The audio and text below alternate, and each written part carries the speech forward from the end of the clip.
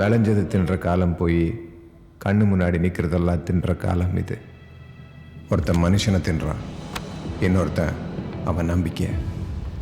குழைச்சா மட்டும் போராது, இவங்க மத்தியில் வாழ கற்றுக்கணும்.